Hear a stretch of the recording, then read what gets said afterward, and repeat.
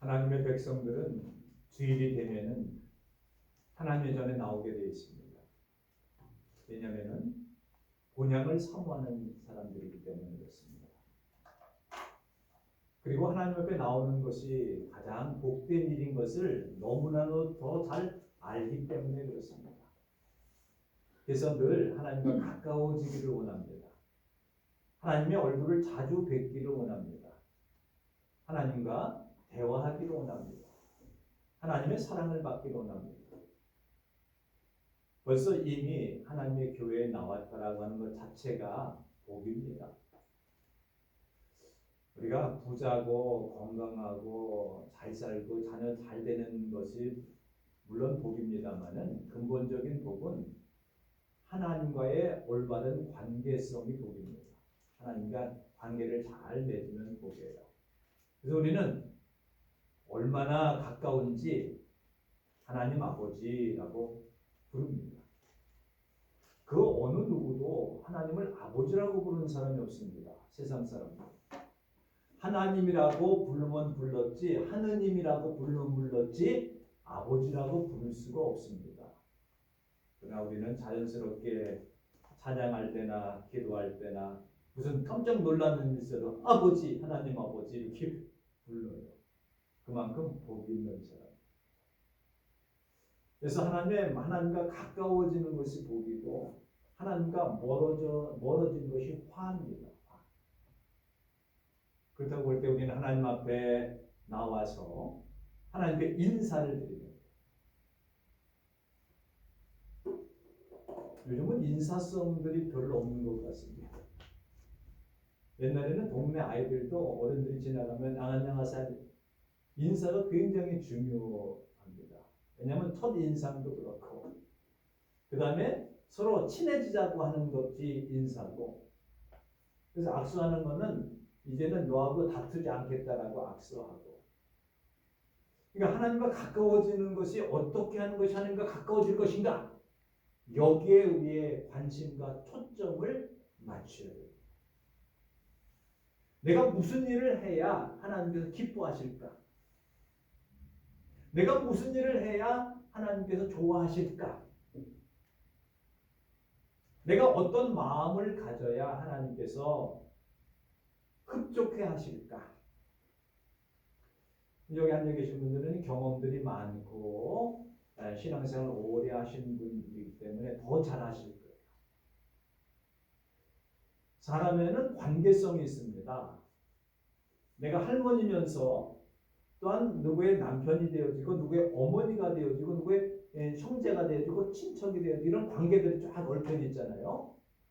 거기에서 내 위치를 잘 그 관계를 유지해 나가는 사람은 행복한 사람이에요. 어떤 사람이 행복한 사람이냐라고 할 때 관계를 잘 유지해 나가는 사람이 행복한 사람이에요. 형제끼리 서로 사이좋게 지내면은 행복하다 그러는 거예요.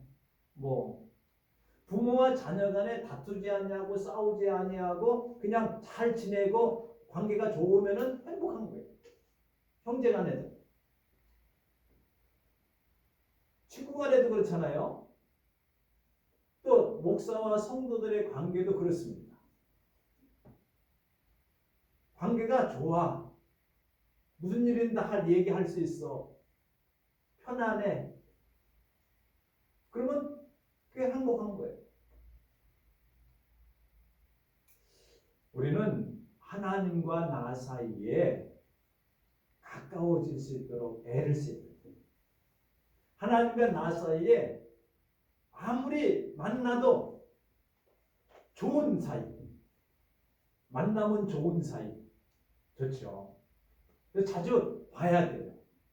자녀들도 자주 봐야지 좋은 거예요. 뭐 용돈 많이 준다고 좋은 게 아니라 자주 보는 게 좋은 거예요. 그리고 자주 얘기하고 통하는 뭐가 있어야 되죠.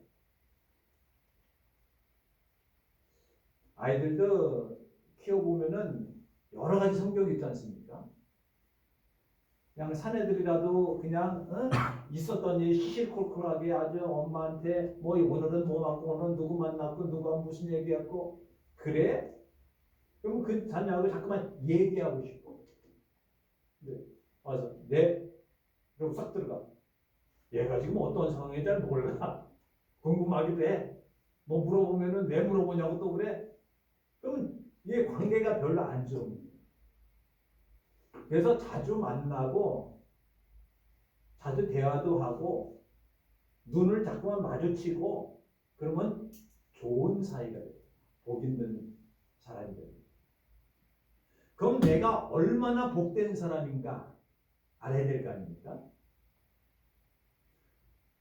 오늘 성경에 보면은 나를 택하였고 나에게 어머니 뱃속부터 아버지 뱃속부터 나를 기억하고 있고 내 이름을 지어놓고 계시고 나를 위해 예배해 놓으시고 나를 얼마나 사랑하는지 오늘 성경에 보면 이렇게 나타나 있어요. 어머니 복 중에서부터 내 이름을 기억하고 있다. 여러분 자녀들 낳을 때 그렇잖아요. 애들 낳고 이름 줘줍니까? 애 낳고 이름을 줘요? 애 낳기 전에 이름을 지어놔요. 사람 이름 짓기가 쉽지 않습니다. 우리나라도 한 몇천만 되는 이름에 그래서 하나 이름을 지려고 하다 굉장히 어려워요. 그래서 내 이름을 벌써 지으시고 기억하시고 나를 위해서 벌써 딱 예배해 놓으세요. 여러분 손주가 이제 날 때에 그냥 있지 않 미리 기저복감도 끊어놓고 뭐 대학도 목욕탕도 만들어 놓고 뭐 장난감도 만들어 놓고 뭐 어떤 사람은 벌써 뭐 이렇게 자전거도 사놓고 그 녀석이 자전거 타려고 그러면 얼마나 걸리겠어요. 한 4, 5년 지나야 자전거 탈 거 아닙니까? 자전거도 미리 사놓고 왜 그래요? 왜? 사랑스럽고 태어나기도 전에 이름도 줘놓고 포대기도 사놓고 목욕통도 사놓고 여러 가지 용품도 다 사놓고 내 태어나기를 기다리듯이 복 중에는 엄마 뱃속에서 태어나기 전부터 나를 부르시고 기억하시고 이름을 지어놓고 날마다 이름을 불러요. 그래서 우리 애들이 넷이 있는데 이제 장가 갈 때가 됐어요. 아직 모르겠어요. 뭐 올해 내년 뭐 이렇게 이제 줄줄이 한 번 가면 줄줄이 가게 됐잖아요. 제가 이름을 하나 정했어요. 애 태어나면은 장가도 안 갔어요. 그래서 윤슬이라고 하는 이름을 하나 정했어요. 그래서 무조건 나면은 윤슬이라고 하는 이름을 붙여라. 싫다 그러면은 첫째가 싫다 그러면 둘째 나면은 둘째 윤슬이라고 붙여라. 애들이 이제는 아버지가 이름 줘주면 싫어해요. 자기들이 짓지. 그래도 얘기해요. 얘기할 때. 셋째가 나면은 다들 안 쓰면 윤슬이라는 이름 사고. 제가 윤슬이라는 이름을 좋아하냐면은 이렇게 달빛이 이렇게 딱 비치면요 물에 찬잔한 반짝반짝 하는 게요. 그게 우리나라 말로 윤슬이래요. 그래서 이 이름이 참 아주 그냥 감성적이기도 하기도 하고 이름이 좋을 거예요. 그게 여자애들이 이름은 좋을 거예요. 남자애들도 괜찮습니다. 저는 그런 생각을 할 정도로 태어나지도 않는데 우리 하나님께서 벌써 미리 다 준비해 놓으십니다. 그래서 성경에 보면 그렇게 말씀해요. 우리를 천하보다도 더 귀하게 여기십니다. 나를. 천하라고 하는 것은 이 하늘과 땅 모든 우주 전 세계에 있는 것보다도 나 하나를 더 귀하게 여겨주신다. 감사하지요. 다른 사람들은요 나 하나 나의 존재에 대해서 다 잊어먹고 기억도 하지도 못하고 관심도 없어. 그러나 하나님께서 나를 향한 그 관심은 얼마나 큰지 놀라우신 하나님의 사랑으로 여기십니다. 또 내가 얼마나 귀한지 눈에 넣어도 아프지 않다 그래요. 아니, 여러분 손주들 눈에다가 이렇게 누우면은 아프게 눈에 들어갈까요? 안 들어갈까요? 제가 뭐 모르겠습니다만 눈에 넣어도 아프지 않다고 표현하잖아요. 그리고 늘 하나님께서 우리를 암탉이 자기 새끼들을 자기 깃 아래 모아놓고 감싸듯이 우리를 그렇게 사랑합니다. 우리의 행동이나 우리의 삶이나 모든 것들을 이렇게 표현합니다. 침 삼킬 동안도 우리를 놓지 않으신다. 침 삼킬 동안은 한 1초도 안 걸리잖아요. 침 한 번 생기는데 그때까지라도 우리를 보아요. 그리고 우리가 모든 하는 일들을 머리털 하나까지 세시는 그 하나님께서 나의 생각과 나의 삶을 다 알고 계시고 내가 무엇이 필요한 줄 알고 무엇이 약한지를 알고 무엇이 힘든지 다 알고 계시다. 그래서 어떤 분은요 기도할 때 아시지요 아시지요. 그래서 저분이 뭘 아신다 그러나 기도하는 게 다예요. 아시지요 하나님 아시지요. 옆에 있는 목사는 몰라 무슨 소리인지 잘 몰라는데 아시지요 아시죠. 하나님도 아신다는 거예요. 왜? 내 형편과 내 사정을 다 아시고 계시다는 거예요. 그 다음에 성경에 보면은 오늘 본문의 말씀에 보더라도 우리를 보호하시고 그리고 우리를 소중히 여기시고 그리고 우리에 대한 모든 것들을 다 알고 계시고 그의 손 안에 숨겨주신다고 했어요. 오늘 성경에 보면 이렇게 나왔습니다. 그의 손 안에 숨기시고 라고 하는 말이 있어요. 숨기시고. 하나님의 손 안에 이렇게 우리를 숨겨주시는 거예요. 너무나 소중하기 때문에 늘 이렇게 보호해 주신다는 거죠. 감싸 주신다는 거죠. 사랑하고 계신다는 거죠. 보호하고 계세요. 하나님께서 우리를 그토록 보호하고 계시다. 우리를 감싸주고 계시다. 우리를 숨겨주신다. 얼마나 감사해요.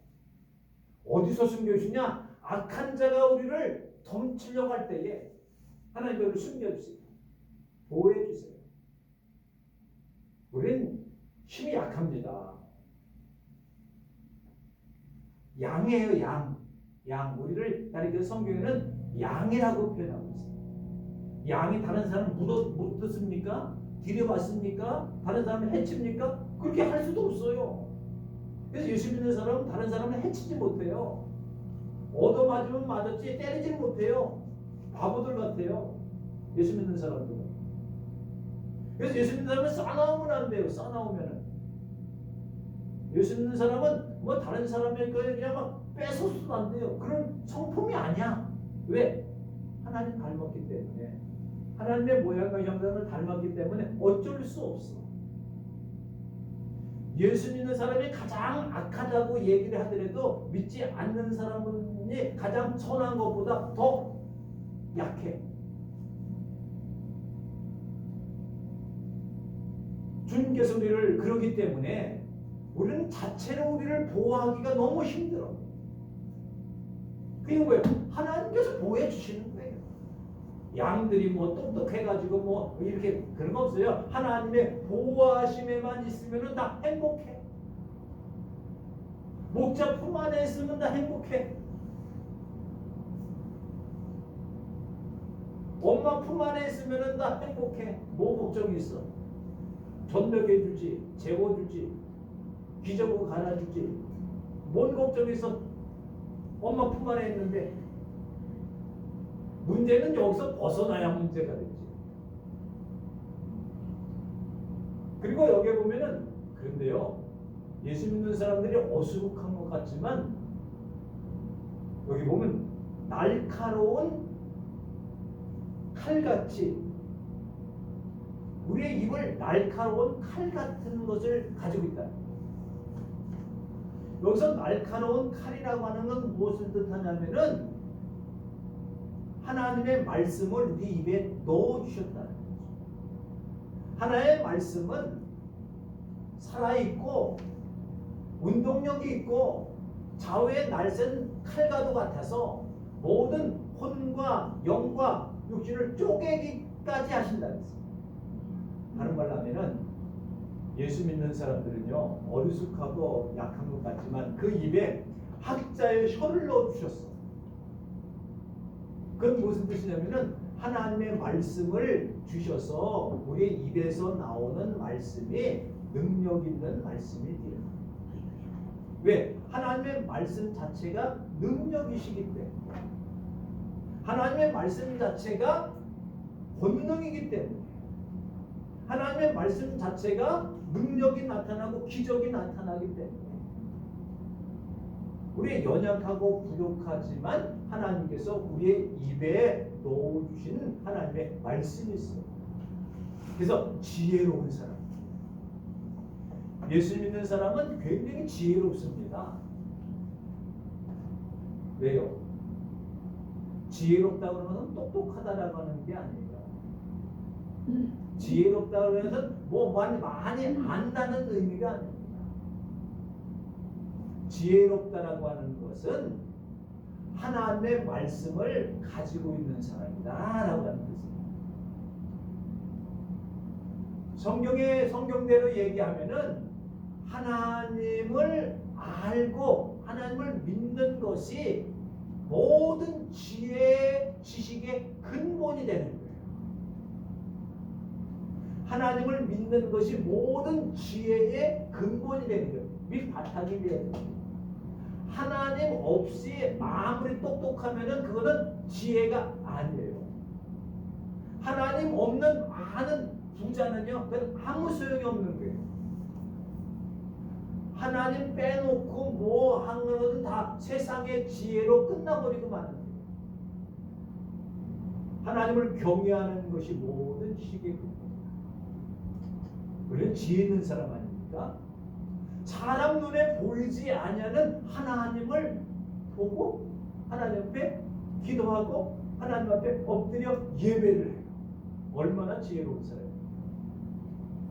이 세상 사람들은 눈에 보이는 것만 중요시 여기고 자기가 몸에 느끼는 것만 중요시 여기고 자기의 생각과 자기의 철학만 중요시 여기는데 우리 예수 믿는 사람들은 그런 것들 다 버려요.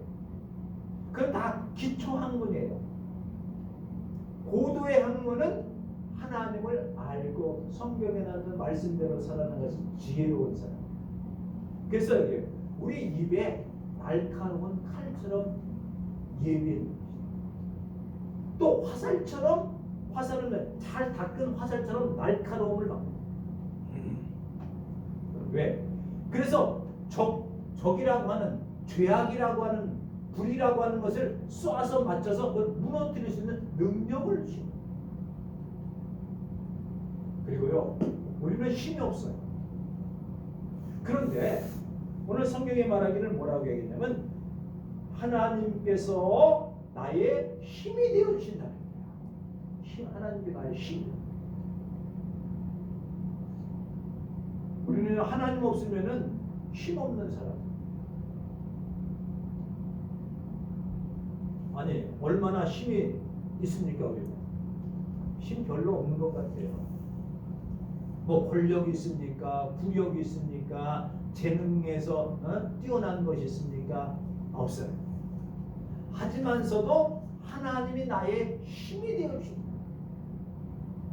그래서 사도 바울 같은 경우에 이렇게 얘기해요. 나는 할 수 없습니다. 내가 할 수 있는 것은 아무것도 없습니다. 그러나 내게 능력 주시는 하나님이 있기에 나는 할 수 있습니다. 이 말은 뭐예요? 내가 하는 건 아니라는 거예요. 하나님께서 해주신다는 겁니다. 하나님께서 능력 있는 삶을 살게 해준다는 겁니다. 얼마나 감사한지. 뿐만 아니라 우리를 승리자로 삼아 주십니다. 승리자, 이기게 만드십니다. 어디서 이기냐? 죄악에서 이기게 만드신다.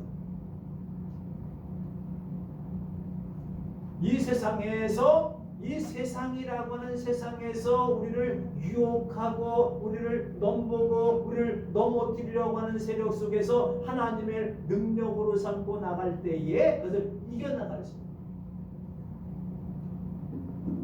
이거는 내 힘으로 하는 게 아니라고 하는 것이죠.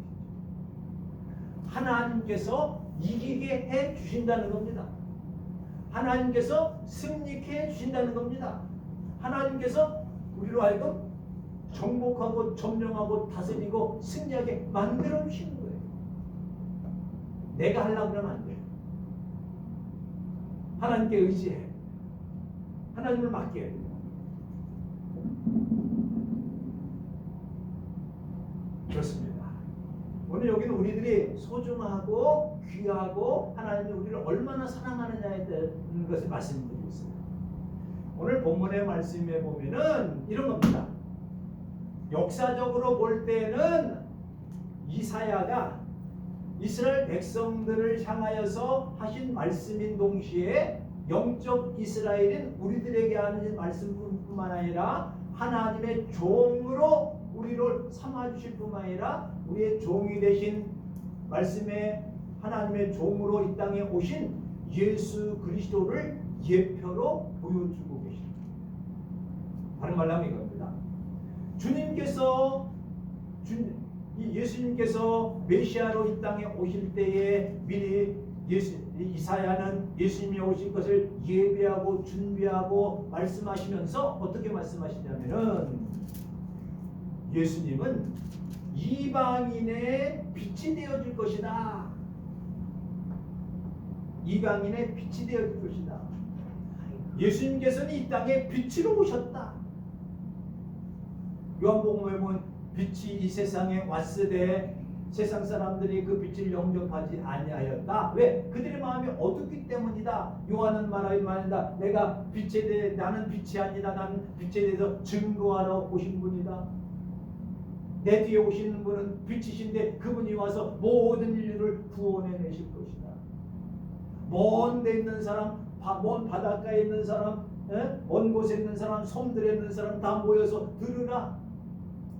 그래서 예수님께서 와서 말씀하실 때에 예수님의 말씀은 오늘 이 모든 말씀인데 예수님에 대한 초점을 다시 맞춥니다. 거기에 보면은 이렇게 말씀하십니다. 예수님께서 하신 말씀은 생명의 말씀이고 길이요 진리요 생명의 말씀을 전하게 할 때에 그 당시에 바리새인들과 서기관들과 율법사들 서기관들이 가득 찼어요. 저들이 많은 말을 하고 율법을 말하지만 백성들이 너무나 갈급합니다. 생명의 말씀을 듣지 못합니다. 진리의 말씀을 듣습니다. 어느 가는 길을 모릅니다. 그때 예수님께서 말씀하실 때에 예수님의 말씀은 권위 있고 능력이 있는 말씀이야. 바리새인들과 서기관들과 같지 아니하는 능력 있는 말씀이었다. 그래서 그 말씀이 선포될 때마다 하나님의 능력이 나타나게 됩니다. 말씀으로 귀신을 내어줬습니다. 말씀으로 병든 자를 고치십니다. 마음이 상한 자를 위로하십니다. 다 꺼져가는 등불과 같은 그들에게 생명을 주십니다. 하나님의 말씀이 떨어질 때에 예수님의 권위 있는 말씀이 떨어질 때에 많은 사람들이 생명을 얻고 구원을 얻게 되어집니다. 역사적으로 이스라엘이 바벨론에서 해방돼서 구원했듯이 출애굽에서 애굽에서 구원됐듯이 우리는 오늘날 이 세상에서 죄악이라고 하는 바벨론, 죄악이라고 하는 이집트로부터 애굽으로부터 우리를 건져내고 구원해낼 것을 약속하시는데 오늘 성경에 보니까 그분께서 주의 종이 이 땅에 오셔서 이스라엘 집안을 일으키시고 그리고 보존해 주시고 이방인의 빛으로 구원을 베풀리라. 6절에 보면 그렇게 나와 있습니다. 이방인의 빛으로 이 땅에 구원을 베풀리라. 그래서 예수님은 구속자요 하나님의 구속자요 거룩하신 이 주님께서 이 땅에 오셔서 소외되고 어려운 자들 오늘 성경에 보면 이렇게 되는 말씀이에요. 사람에게 멸시를 당한 자들 멸시를 당한 자들, 그리고 백성에게 미움을 받은 자들, 또 관원들의 종이 된 자들, 그를 해방시킬 수 있겠다. 그것은 이사야서 42장에 나와 있는 말씀처럼 그런 겁니다. 예수님께서 이방의 빛으로 이 땅에 오셔서 상한 때도 꺾지 아니하시고 꺼져가는 등불도 끄지 아니하신다라고 말씀하시면서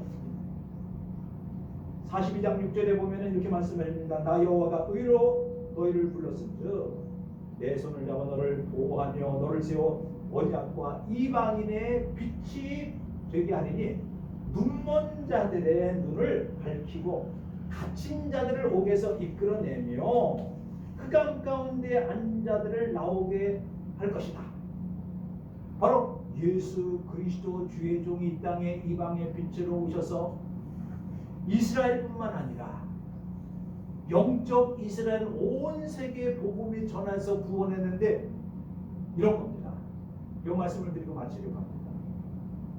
적지에서 거기에 갇혀 있어요. 한 사람.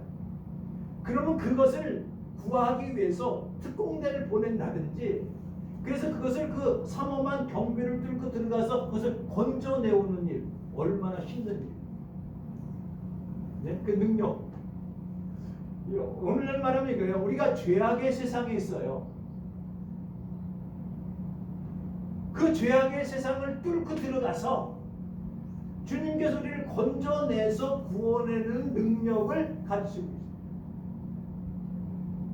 그 어렵고 힘든 것을 목숨을 내걸고 구원해내십니다. 더더군다나 예수님께서는 십자가에 달려 죽으심으로 우리 죄를 사하시고 그 피를 흘리시고 모든 대가를 치우시고 속량하시고 속죄하시고 속건하시고 대속하시고 대형하시면서 대신 형벌을 받으시면서 십자가를 통해서 우리를 구원해내신데 이방인의 빛으로 구원을 했을 뿐만 아니라 갇힌 자, 죄악으로 갇힌 자, 억눌린 자, 종이 된 자, 세상의 종이 된 자, 여기서 뭐래요? 건져내서 그들이 하나님의 백성들을 보고, 오늘 성경에 보면 뭐라고 얘기합니까? 그들이 7절에 보면은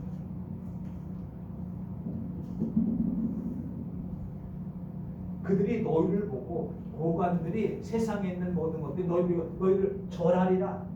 이 말은 어디서 나오냐면은 사도 바울이 빌립보서에 보면은 예수께서 십자가에 달려 죽으심으로 모든 사람이 예수 앞에 무릎을 꿇게 하셨느니라, 이렇게 말씀하고 있어요. 예수님께서 이방의 빛, 구원의 주님으로 오셔서 우리를 다 구원해 줄 것을 미리 이사야는 예언해 주고 있고, 그 예언이 오늘날도 현실로 이루어지고 있다는 사실을 볼 때에 우리는 얼마나 행복한 사람인가, 얼마나 복 있는 사람인가.